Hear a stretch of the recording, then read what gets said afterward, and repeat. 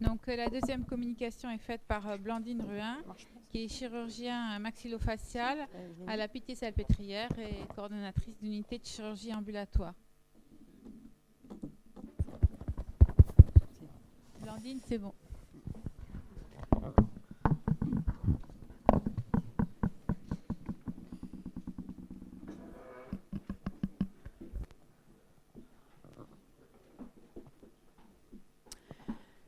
Mesdames et messieurs, chers maîtres, merci de m'avoir invité aujourd'hui à vous livrer l'expérience de la chirurgie ambulatoire dans notre service de chirurgie maxillofaciale. Je suis Blandine Ruin, je suis chirurgien maxillofacial et stomatologue à la Pitié-Salpêtrière depuis 10 ans. Et à ce titre, notre service est intégré dans le pôle chirurgie de la Pitié-Salpêtrière et j'ai demandé, et je l'en remercie, au professeur François Richard, qui est référent ambulatoire pour le pôle de chirurgie, de bien vouloir vous présenter les premières diapositives et ensuite je vous parlerai de la chirurgie ambulatoire maxillofaciale.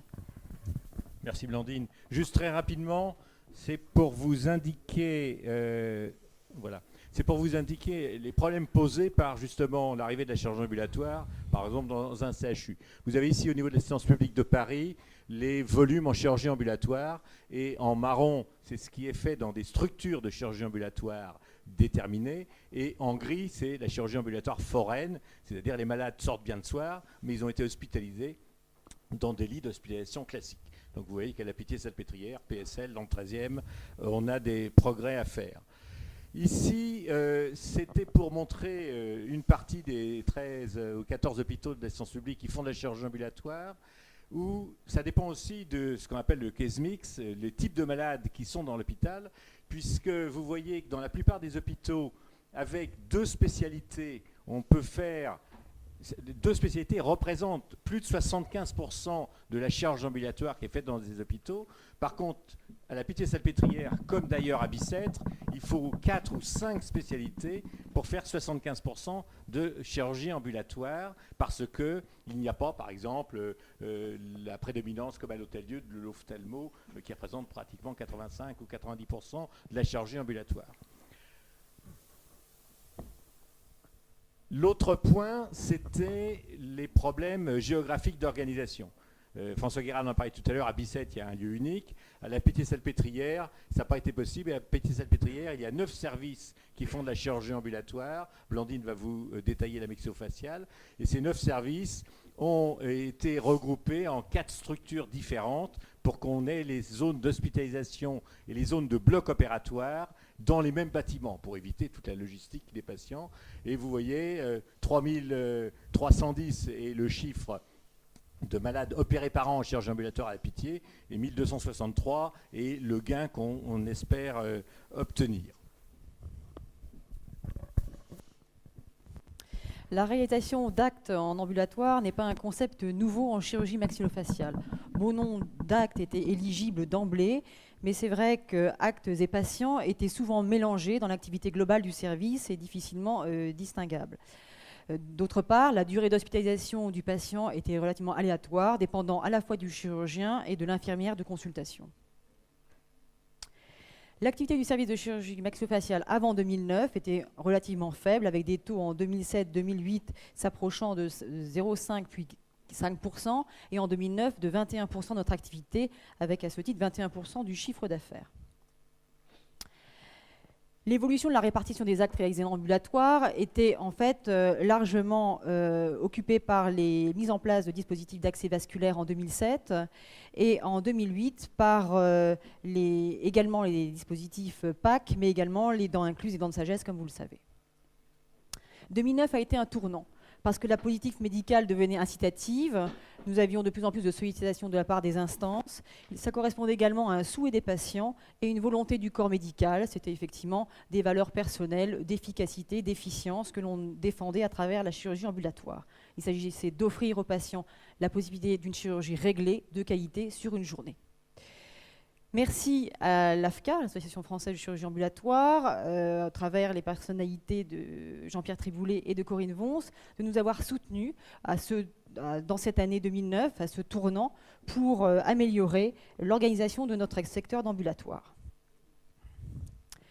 Il s'agissait dans un premier temps de tracer les actes chirurgicaux éligibles à l'ambulatoire et donc d'élire à l'ambulatoire des actes qui jusqu'alors n'étaient pas pris en charge, mais n'étaient pris en charge qu'en hospitalisation conventionnelle. On a donc ainsi amélioré notre performance pour avoir un taux d'ambulatoire jusqu'à 31%. C'est vrai que notre spécialité chirurgie maxillofaciale et stomatologie est grande pourvoyeuse d'actes éligibles à l'ambulatoire, que ce soit au niveau des dents, avulsions dentaires multiples, dents de sagesse, mais également des gestes de chirurgie plastique relativement légers, reprise de cicatrices, septoplastie, et des gestes sur la peau et d'autres de cavité buccale. Nous avions également des gestes réalisés au fauteuil, sous anesthésie locale, mais nécessitant une surveillance supplémentaire puisque réalisés sur des sujets fragilisés. Et donc le secteur d'ambulatoire nous permet de les surveiller une journée. C'est le cas également pour des patients fragiles qui bénéficient d'un bilan carcinologique sur une journée, des bilans artériographiques ou des bilans dysmorphiques avant une chirurgie orthognatique. Mais là, ces activités-là sont source de discussion parce que certains considèrent qu'ils peuvent être entrés dans les actes frontières. Comment s'est-on organisé en 2009 2009, c'est une année où mon chef de service m'a demandé donc de restructurer, de réorganiser la chirurgie ambulatoire au sein du service. Nous avons donc créé officiellement en juin 2009 un département au 2e étage de notre bâtiment hospitalisation. On dispose au sein même de notre bâtiment d'un bloc dédié chirurgie maxillofaciale et d'une salle de réveil spécifique au rez-de-chaussée de ce même bâtiment, ce qui est un confort géographique pour transporter les patients donc, au sein de notre structure. On dispose de 8 lits, le secteur bien sûr ouvert 5 jours sur 7 de 7h à 19h. On y place un personnel dédié, 2 infirmières diplômées d'État, 2 aides-soignantes, une secrétaire médicale et bien sûr, le tout est encadré par une équipe médicale, chirurgien opérateur, médecin anesthésiste, un interne de spécialité dit d'hospitalisation et un externe de médecine. Je rédige la charte de l'ambulatoire qui précise le fonctionnement et les contraintes propres à ce secteur. Chaque chirurgien accédant à cette chirurgie ambulatoire doit la lire, l'approuver et la signer chaque année. Le parcours patient est essentiel. Aidé par Corinne Vons, je le rédige à nouveau et le modifie.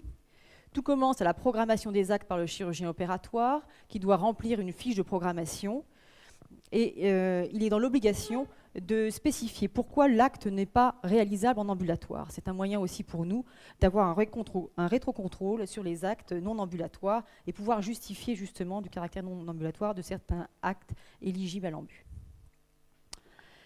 La confirmation du geste en ambulatoire est alors confirmée sur informatique sur le programme IPOP de programmation opératoire. Et chaque acte en ambulatoire est tracé non pas par cette belle voiture rouge nouée d'un beau flot vert, mais par une petite ambulance. La consultation d'anesthésie qui suit permet de confirmer le caractère ambulatoire possible, de redonner aux patients les règles propres à l'ambulatoire, et de réaliser les formalités de préadmission, ce qui nous fait gagner du temps le jour de l'intervention chirurgicale. On remet alors ce livret d'informations sur l'ambulatoire que j'ai rédigé et le patient sera appelé par téléphone 48 heures avant son hospitalisation de façon à lui rappeler certaines consignes et de s'assurer qu'il n'a pas oublié son rendez-vous en hospitalisation. Le jour de l'intervention, il faut éventuellement clore le dossier d'admission. Le patient est accueilli en secteur ambulatoire, il est préparé et descend alors au bloc opératoire. Ce qui est important, c'est dans notre chirurgie maxillofaciale et stomatologique, c'est la prise en charge de la douleur. C'est vrai que c'est encore quelque chose qu'il faut revoir au sein de notre service. Ça nous pose des problèmes, car c'est vrai qu'on passe d'une perfusion le plus souvent à un traitement péros et que les patients se plaignent parfois de la gestion de la douleur un petit peu délicate à leur retour au domicile. Des ordonnances types de niveau 1, 2, 3 ont été réalisées et c'est vrai qu'on n'a pas souvent le temps, mais on le prend de faire une titration morphinique sur la journée. La sortie des patients, bien sûr, des documents de sortie sont remis systématiquement aux patients. La sortie est accompagnée par une personne adulte valide et la sortie administrative régularisée auprès des admissions. Le patient sera systématiquement rappelé 24 heures après son geste en ambulatoire par une infirmière. Et là encore, j'ai rédigé une feuille type avec les questions que l'infirmière doit poser au patient. C'est également tracé et remis dans le dossier médical du patient. Nous avons voulu obtenir des indicateurs d'efficacité et de suivi au sein de notre service. Les annulations, nous n'en avons pas beaucoup. C'est vrai que le patient est rappelé 48 heures avant son hospitalisation et ce rappel est doublé maintenant d'un envoi de SMS. Et on a en 2011 déploré 15 annulations, donc ce n'est pas énorme. Le passage en hospitalisation conventionnelle est relativement rare, 12 en 2011, pour un retour de bloc trop tardif, pour une nécessité de surveillance complémentaire ou encore pour une complication. Alors nous avons relevé manuellement le taux de remplissage sur les 6 derniers mois, jour par jour. Et c'est vrai qu'on peut déplorer que notre activité d'ambulatoire est absolument optimale le lundi et le vendredi et qu'il y a un petit creux de la vague sur le milieu de la semaine. Nous avons établi une enquête de satisfaction pour avoir le retour de satisfaction de nos patients. Elle est systématiquement remise, on fait des sondages 15 jours, 3 fois par an, et l'enquête est remise aux patients avec une enveloppe réponse timbrée pour avoir l'assurance d'un retour de questionnaire. Enquête de satisfaction, le délai d'attente entre l'arrivée en secteur ambulatoire et l'heure de votre intervention, finalement le retour est relativement excellent, avec une note de 15 sur 20. Les informations concernant l'accès au secteur ambulatoire ont été bonnes pour la plupart des patients. Quel dysfonctionnement peut-on déplorer? Lors de la consultation, c'est vrai que parfois les informations données aux patients peuvent être insuffisantes sur les horaires précis d'arrivée dans le service, sortie le soir à rappeler, ou la non-confirmation par l'anesthésiste du caractère ambulatoire du geste. Donc là, il y a quelque chose à recadrer sans doute. Lors de l'hospitalisation, il y a un défaut de certains papiers pour les admissions. Il nous est arrivé de voir des patients arriver un petit peu les mains dans les poches, et bien sûr, ça retarde le geste en ambulatoire. Impossibilité de programmer les patients sur des créneaux horaires. C'est vrai que dans notre service, donc on a un bloc chirurgie maxillofaciale dédié. Il y a 3 salles de bloc opératoire qui tournent tous les jours, mais chaque opérateur a sa plage opératoire un jour de la semaine et peut faire de l'ambulatoire en début de son programme. Donc il n'y a pas de salle ambulatoire dédiée dans notre structure. Autre chose que l'on peut déplorer, c'est parfois les opérateurs qui sont pris par des activités universitaires ou de formation, qui sont absents en fin d'après-midi pour revoir leurs patients. Et donc, c'est vrai que c'est à améliorer également. Quel est le bilan en 2011-2012 ? Évolution dans notre activité depuis 2007. 2007, 14 séjours, 2008, 141, 2009, 723, 2010, 1400 et 2011, 800 relevés manuels qu'on a fait récemment. Évolution de la répartition des actes réalisés en ambulatoire, 2009-2010, la liste s'allonge. Et finalement, en 2011, on peut remarquer qu'arrivent en première position les ablutions de dents de sagesse, deuxième les ablutions multiples, troisième, c'est mon activité principale, c'est les tumeurs des mâchoires, troisième position, les endoscopies, biopsies, puis ensuite des gestes moins représentés. Donc notre activité est véritablement pourvoyeuse d'actes possibles en ambulatoire. 102 actes ont été répertoriés. Et en conclusion, je dirais que cette activité doit encore s'accroître par le bouche à oreille. C'est vrai que la PHP a un peu le tort de ne pas faire sa promotion personnelle. Les patients l'assurent, les familles sont satisfaits. La demande croissante des patients est une bonne motivation pour nous. Il faut optimiser le recrutement et il faut que la programmation soit plus systématique en ambulatoire. Je vous remercie de votre attention. Merci Blandine pour cette présentation qui nous montre bien la manière de développer une activité de chirurgie ambulatoire organisée et sécurisée. Alors, il n'y a pas d'intervenant, donc on a la place pour 3 questions. Oui, c'est Mme Lafosse.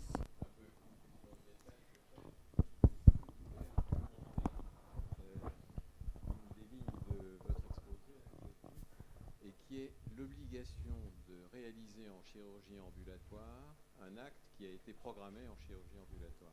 Je n'ai pas très bien compris ce que ça voulait dire.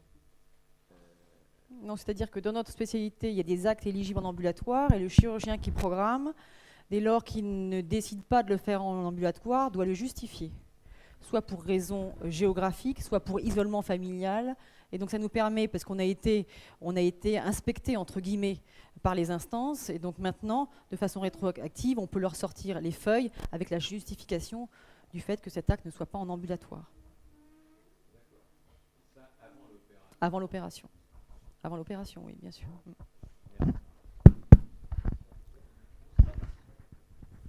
La Burtolera. J'ai l'impression qu'on ne va pas entendre parler, d'après ce qu'on a vu dans ces 2 premières communications, de l'enfant.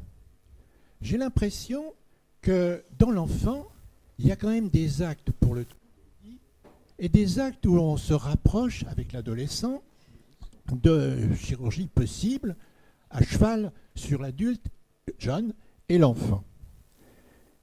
Et je vous pose alors à titre personnel, est-ce que vous ne pensez pas que la chirurgie du bec de lièvre, dans ce qu'on appelait ça dans le temps, c'est-à-dire la fente labiale ou la fente palatine, ne pourrait pas venir grossir le taux de votre cohorte? D'autre part, vous dites que justement le mercredi, c'est un jour creux. Oui. Est-ce que ça pourrait être une activité réservée au mercredi? Enfin, je crois que je voudrais savoir si cet après-midi, les autres personnes envisageront la chirurgie pédiatrique de quelque sorte qu'elle soit. Monsieur Labure, je vous remercie de votre question pertinente. Ma réponse va être laser. La chirurgie maxillofaciale à la Pile-Salpêtrière est une chirurgie réservée à l'adulte. La Pile-Salpêtrière est un hôpital d'adultes. Mon pendant pédiatrique se trouve à l'hôpital Trousseau, à l'hôpital Robert Debré ou à l'hôpital Necker. Donc je suis dans l'impossibilité de vous apporter une réponse par mon expérience propre. Cependant, en chirurgie pédiatrique maxillofaciale, effectivement, mes collègues prônent la chirurgie ambulatoire parce qu'aux âges extrêmes de la vie, c'est une chirurgie qui est plus légère, je dirais, et volontiers acceptée par les parents ou les familles de la personne âgée. Donc effectivement, il y a des actes en chirurgie maxillofaciale pédiatrique qui sont faits en ambulatoire, bien sûr. Oui, je voudrais répondre. Moi, je suis chirurgien pédiatre et viscéral. Et donc, je voulais rassurer notre collègue. La chirurgie pédiatrique ambulatoire existe depuis 25 ans, 30 ans, je ne sais plus combien exactement. Je pense même que les chirurgiens pédiatres, dans certains domaines, ont été les précurseurs, oui. Ou les précurseurs, en particulier à l'hôpital Trousseau, où j'ai sévi pendant de nombreuses années. Et où une proportion très importante de l'activité a lieu en ambulatoire. Alors évidemment, ce sont des interventions les plus simples, bien entendu, qui dépendent, tous les facteurs ont été bien développés, donc je ne reviendrai pas dessus, mais c'est principalement une anesthésie ambulatoire, puisque l'acte chirurgical que l'on fait est le même, qu'il soit ambulatoire ou pas. Mais la présence d'anesthésistes convaincus est tout à fait déterminante, effectivement. Mais la chirurgie ambulatoire, toute la séance d'aujourd'hui ne va concerner que l'adulte, mais on aurait pu effectivement la compléter par un sujet pédiatrique, parce que nous sommes tout à fait en pointe, je pense, sur le sujet. J'ai d'ailleurs participé à un groupe de travail, Michel Robert également, sur la chirurgie ambulatoire de l'enfant, qui n'a pas eu une estampille officielle de la HAS, mais pour des raisons de méthodologie principalement, mais pour lequel justement un très gros travail a été fait et a été remis aux instances. Voilà, donc ça existe. Et si je peux me permettre une réflexion aussi, M. Beaulieu en parlait tout à l'heure, les progrès d'anesthésie. C'est vrai qu'on déplore, peut-être à la Pile-Salpêtrière ou même à la PHP, que les anesthésistes ne se mettent pas encore plus dynamiquement dans l'ambulatoire. Parce qu'on dispose de 8 lits, mais on pourrait espérer mettre 2 personnes par lit, comme ça se fait en clinique. Mais la neuroleptanalgésie, voilà. La neuroleptanalgésie n'est pas prioritaire et c'est vrai qu'à partir du moment où on met un patient dans un lit, il se croit obligé de jouer aux maladies imaginaires et on a du mal à le faire sortir. Mais on a des progrès à faire dans ce domaine-là. Oui, je voudrais juste faire à propos de la chirurgie enfant, juste un commentaire. La première chirurgie ambulatoire a eu lieu en 1902 dans un hôpital d'enfants en Écosse. Ça portait sur plusieurs dizaines de milliers d'enfants. Donc c'est bien la chirurgie enfant qui a été les précurseurs de cette prise en charge. On peut utiliser combien de fois un lit dans une journée en chirurgie ambulatoire? Ça dépend du geste, oui.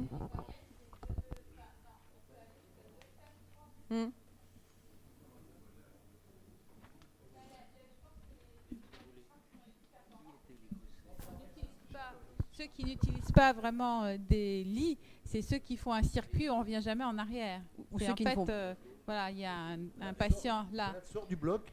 Sort du bloc et il va dans un autre endroit il ne revient pas où il était initialement. Donc c'est pas la place qu'on utilise plusieurs fois, c'est la place qui voilà. Ou ceux qui ne font pas d'anesthésie C'est générale. le flux le plus régulier. Oui, une dernière question. Chambre implantable. La chirurgie ambulatoire, c'est finalement une chirurgie à séquence très rapprochée. Et quand on se met à la place du patient, il arrive à 7 heures du matin, il doit passer par le bureau des entrées, il se met dans une queue, il a une foule de papiers à remplir à 7 heures du matin. Quand il s'est tapé dans Paris le métro, le RER, etc., on lui explique qu'il faut remplir tout ça, il lui faut... J'en arrive à ma question et à mon commentaire. Et à ma question, l'ennemi, il me semble, par expérience, c'est l'administration. C'est l'administration. Vous avez mal écouté parce qu'elle a répondu à la question, Blandine. Je dis bien que vous en avez parlé et vous avez dit que c'était l'ennemi. Mais il me semble que ça devrait être mis en premier. Vous avez dit qu'il faisait les préadmissions avant de venir le jour de... Oui. Ça s'organise. On avance. Voilà, excusez-moi. Juste répondre, ça s'organise très bien. À l'habitude, c'est comme ça. On a décidé que tous les malades en ambulatoire font une préadmission quand ils sont vus en consultation. Et quand ils reviennent à l'hôpital, l'admission, elle est déjà... Pour 90% des malades, l'admission est déjà faite. Ils ne passent pas aux admissions. C'est fini. Parce que sinon, il ne faut pas passer aux admissions dans un hôpital. Sinon... Ah ben non, mais tous les hôpitaux peuvent l'organiser. On y a même réussi à la Pitié. Donc c'est dire.